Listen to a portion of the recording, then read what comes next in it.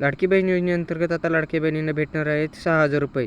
तर त्या कुठल्या महिला असणार आहे की ज्यांना 6,000 रुपये भेटणार आहेत ते जाणून घेण्यापूर्वी आपण जर चॅनलवर नवीन असाल तर चॅनलला सबस्क्राईब करा आणि व्हिडिओ जास्तीत जास्त लाडक्या बहिणींपर्यंत शेअर करा.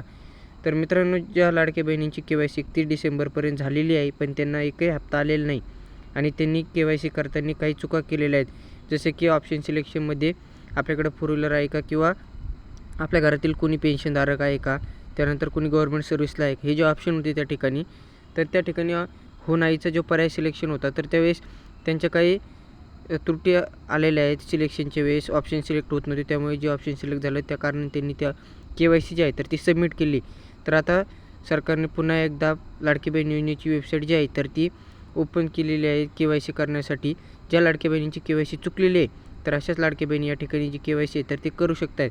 पूर्वी ज्या अंगणवाडी सेविका होत्या तर त्याच डॉक्युमेंट सबमिट करून घेत होत्या आणि त्यानंतर त्यांची जी प्रोसेस होती तर ती वेळखाऊ प्रोसेस होती. त्यामुळे आता गव्हर्नमेंटने किंवा सरकारने परत एकदा लाडकी बहीण योजनेची जी KYCची वेबसाईट आहे तर ती सुरू केली.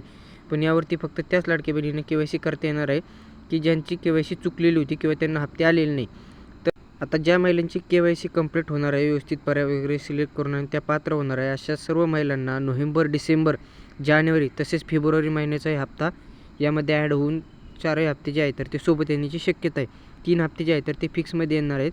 पण आत्तापर्यंत फेब्रुवारी महिन्याचा हप्त्याची तारीख जी आहे तर ती देखील आलेली आहे. त्यामुळे ज्या महिला आता या KYCमध्ये पात्र होतील अशा सर्व महिलांना 4 हप्ते जे आहेत 1,500 हजाराचे तर ते येणार आहे. यामध्ये अशी टोटल एकूण 6,000 रुपयाची जी रक्कम आहे तर ती महिलांच्या खात्यामध्ये जमा होणार आहे.